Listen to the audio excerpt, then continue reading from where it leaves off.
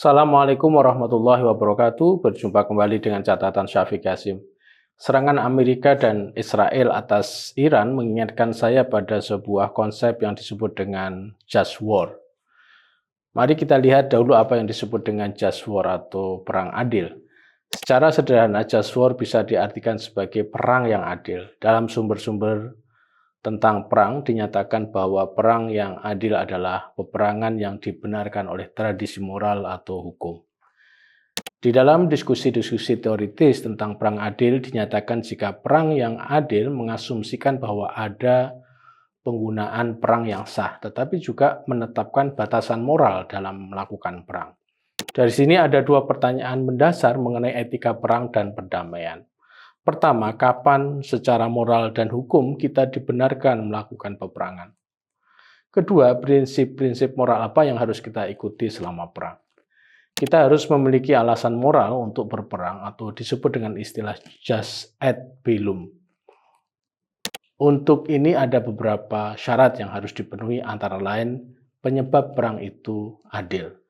Otoritas yang tepat membuat keputusan, keputusan dibuat dengan niat yang benar untuk mewujudkan perdamaian, perang adalah upaya terakhir, kejahatan keseluruhan dari perang tidak melebihi kebaikannya. Lalu dalam perang adil ini ada beberapa prinsip yang harus diikuti selama peperangan berlangsung atau jus ad bellum. Seperti pelakuan terhadap tawanan, perlindungan atas warga sipil, dan melarang penggunaan kekuatan yang tidak proporsional. Lalu perang adil juga harus menunjukkan keadilan setelah perang, jus post bellum. Keadilan setelah perang adalah treatment pada mereka atau penduduk yang kalah perang untuk diperlakukan secara adil juga.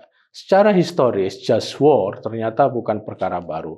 Sudah berabad-abad konsep ini hidup, namun juga sudah berabad-abad konsep ini dikebiri oleh para penguasa dan mereka yang haus kekuasaan dari negara-negara barat. Konsep perang adil ini sebenarnya harus mewakili aturan-aturan historis seperti Konvensi Geneva yang telah diterapkan pada perang. Para teoretikus etika dalam hubungan internasional harus mempertimbangkan koherensi filosofis dari perjanjian internasional dan merenungkan keadaan yang melegitimasi peperangan.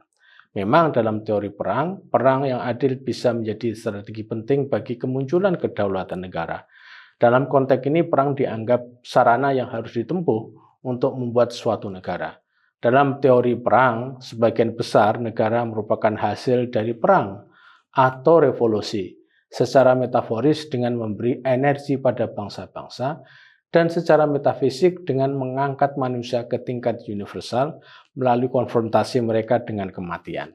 Perang selalu bertindak sebagai ujian bagi manusia dan bangsa.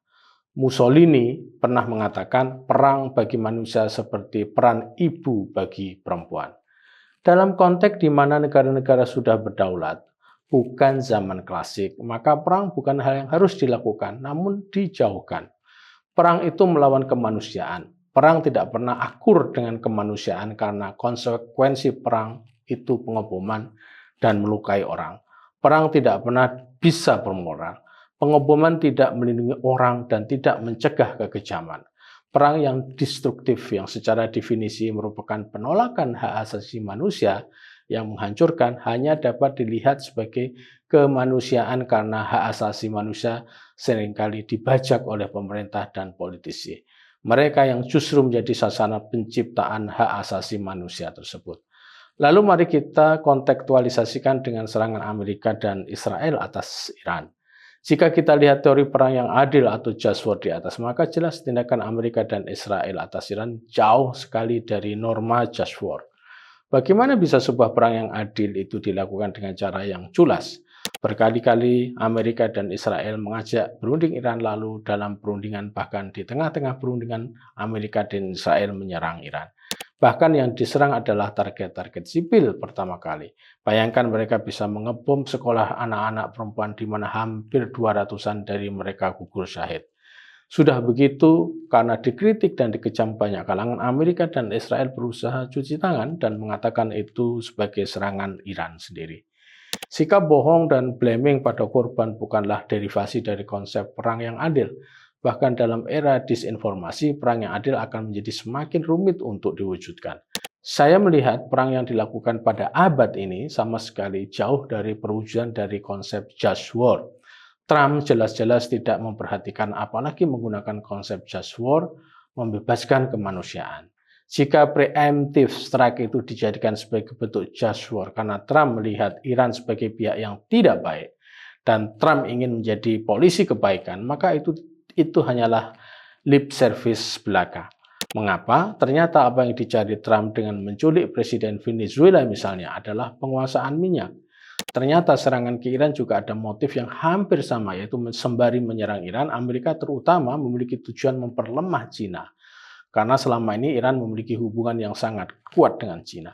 Saya pikir kita sudah tidak bisa percaya tentang doktrin just war masih dipegang oleh negara-negara di Barat, karena tradisi ini muncul pertama kalinya dari mereka jika kita melihat Trump dan Netanyahu serta pemimpin-pemimpin negara-negara Barat lainnya. Mari kita perhatikan apa yang Paus Leo katakan. Para pemimpin politik memikul tanggung jawab moral mereka untuk menghentikan spiral kekerasan sebelum menjadi jurang yang tak dapat diperbaiki. Paus Leo menyerukan dialog yang masuk akal, otentik, dan bertanggung jawab. Sebetulnya Iran sudah bersedia melakukan perundingan dengan pihak Amerika, bahkan tidak hanya sekali, namun berkali-kali.